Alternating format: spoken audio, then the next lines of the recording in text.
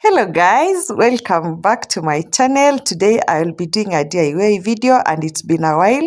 I'm happy to be doing this project again. If you are new here, please consider to subscribe.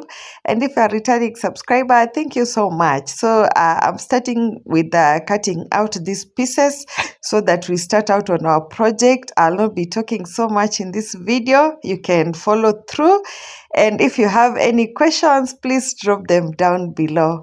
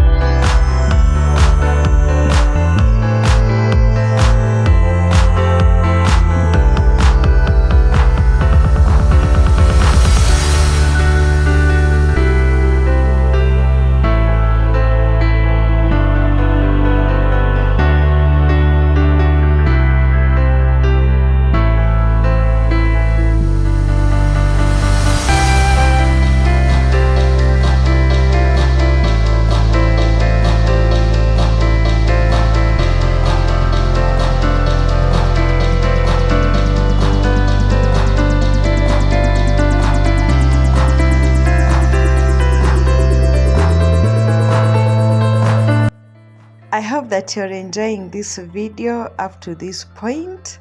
Yeah, we're just adding these decorations. I made them of different sizes.